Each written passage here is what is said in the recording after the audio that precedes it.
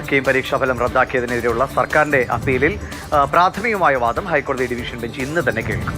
Appeal ഇന്നു തന്നെ പരിഗണിക്കണമെന്ന് സർക്കാർ കോടതിയിൽ ആവശ്യപ്പെട്ടു.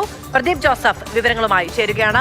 പ്രദീപ്, ഈ റാങ്ക് പട്ടിക റദ്ദാക്കിയതുമായി ബന്ധപ്പെട്ട് പലതരത്തിലുള്ള പ്രശ്നങ്ങളുണ്ട്. ഒന്ന്, ഇവിടെയുള്ള പ്രവേശനം നടപടികൾ വൈകുമോ എന്നുള്ളത്.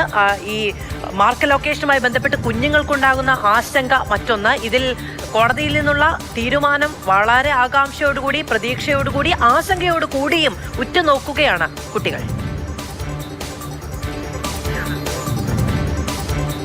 ഇന്നലെയാണ് ഹൈക്കോടതി സിംഗിൾ ബെഞ്ച് കീം പരീക്ഷാഫലം റദ്ദാക്കിയത്. കൂടാതെ റാങ്ക് പട്ടിക പുനഃക്രമീകരിക്കാനും നിർദ്ദേശിച്ചിരുന്നു. ഈ ഉത്തരവിന് എതിരെ സർക്കാർ ഡിവിഷൻ ബെഞ്ചിൽ അപ്പീൽ നൽകും എന്നുള്ള കാര്യം ഉറപ്പായിരുന്നു. ഇന്ന് രാവിലെ തന്നെ ഡിവിഷൻ ബെഞ്ചിൽ അപ്പീൽ നൽകിയിട്ടുണ്ട്. അതേസമയം ഈ പ്രശ്നത്തിന്റെ ഗൗരവതരമായ സാഹചര്യം പരിഗണിച്ച് ഇന്ന് തന്നെ ഈ അപ്പീൽ പരിഗണിക്കണമെന്ന് കോടതിയോട് ആവശ്യപ്പെടുകയും ചെയ്തു.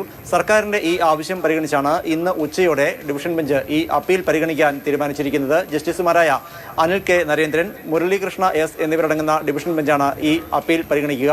നിലവിലെ ഈ കോടതി ഉത്തരവ് മൂലം പ്രവേശന നടപടികൾ തടസ്സപ്പെടും. മാത്രവുമല്ല, രക്ഷിതാക്കൾക്കും കുട്ടികൾക്കും ഉണ്ടാകുന്ന മാനസികമായ ബുദ്ധിമുട്ട് തുടങ്ങിയ കാര്യങ്ങളെല്ലാം ഈ അപ്പീലിൽ ചൂണ്ടിക്കാണിച്ചിട്ടുണ്ട് എന്നാണ് അറിയുന്നത്.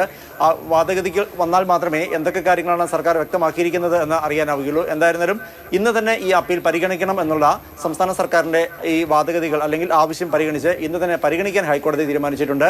ഉച്ചയോടുകൂടി ഡിവിഷൻ ബെഞ്ച് ഈ അപ്പീൽ പരിഗണിക്കും. അതേസമയം പരീക്ഷാഫലം റദ്ദാക്കുകയും റാങ്ക് പുനഃക്രമീകരിക്കാൻ നിർദ്ദേശിക്കുകയും ചെയ്തത് വിദ്യാർത്ഥികളെയും രക്ഷിതാക്കളെയും ഒക്കെ അങ്ങേയറ്റം ആശങ്കയിലാക്കിയിട്ടുണ്ട്. കാരണം വീണ്ടും റാങ്ക് പട്ടിക പുനഃക്രമീകരിക്കുമ്പോൾ നിലവിൽ മുൻപിലുള്ള കുട്ടികൾ ഒരുപക്ഷെ പിന്തള്ളപ്പെട്ടു പോയേക്കാം.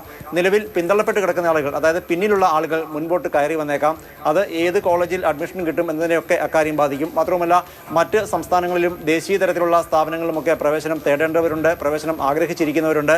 അവർക്കെല്ലാം നിലവിലെ ഈ ഉത്തരവ് അങ്ങേയറ്റം മാനസികമായ ഒരു മനോവിഷമം ഉണ്ടാക്കുന്നതാണ്.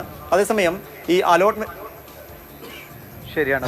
അതിലൊരു ക്ലാരിറ്റി എത്രയും വേഗം ഉണ്ടാകുമെന്ന് പ്രതീക്ഷിക്കാം. ഇന്ന് തന്നെ കോടതി അതിൻ്റെ ഒരു അടിയന്തര സാഹചര്യം പരിഗണിച്ചാണ് ഇന്ന് തന്നെ കോടതിയിലേക്ക് എടുക്കുകയും ചെയ്ത് ഇന്ന് തന്നെ അതിലൊരു തീരുമാനം ഉണ്ടാകട്ടെ. കുട്ടികളുടെ ഭാവിയെക്കുറിച്ച് അവരിങ്ങനെ വല്ലാതെ ആശങ്കപ്പെട്ടിരിക്കുന്ന ഒരു സാഹചര്യം ഉണ്ടാകാതിരിക്കട്ടെ.